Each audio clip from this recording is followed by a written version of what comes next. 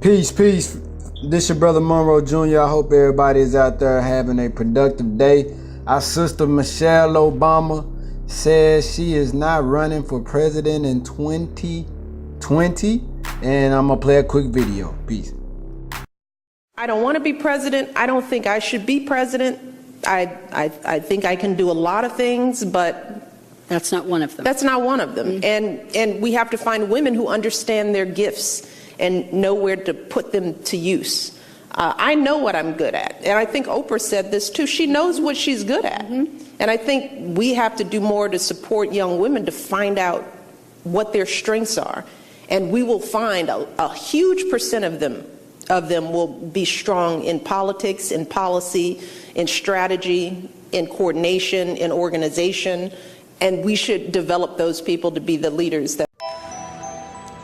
Peace, peace. So this your brother Monroe Jr. Y'all heard the video. Sister Michelle Obama says she is not inclined. She does not desire to run for president in 2020. And I totally agree with her. She probably seen the absurd amount of corruption that's involved with that seat. And she probably saw the stress levels, the disrespect that her husband had to endure. Remember, as Minister Farrakhan pointed out, when he went into the office, he had black hair. By the time he got up out of there, that man's hair was gray. And it really just speaks to the corruption that's involved in that seat. You know, when people run to become president, they think that they're gonna run on their agenda or what they might perceive best for the country.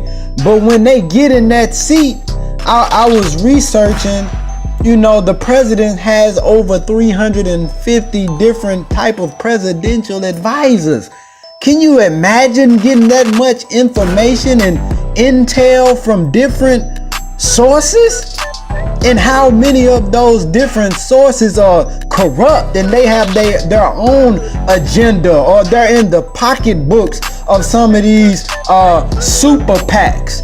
And most of the top 5 presidents each year always receive collectively over $90 million from these super PACs.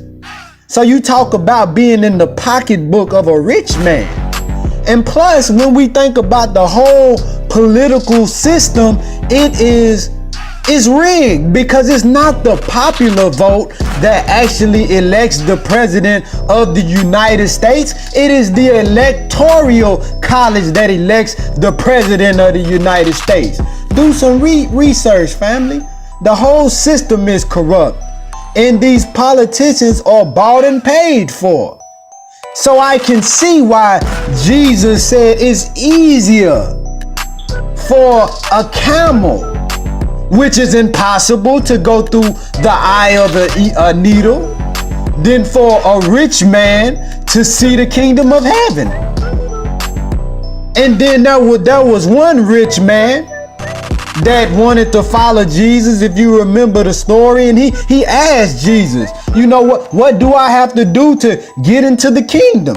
You know, he was like, he put on his holier than thou front. He was like, you know, I follow the law, I follow the commandments. But see, Jesus, knowing his heart, Jesus knew where his treasure was. He said, give away all your riches to the poor. And the man couldn't do it. So, you know, Sister Michelle Obama, she said she just want to focus on working with women and helping women develop their leadership skills, to empower them, which is nothing wrong with that, because we have highly intellectual women.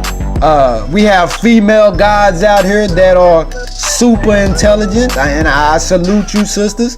Keep getting knowledge, because the woman, you know, when the woman is educated, you know, we are all right as a people, because she's the first nurturer, she's the first teacher.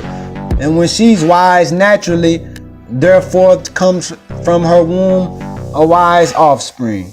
But this your brother Monroe Jr. I'm about to sign off. Peace.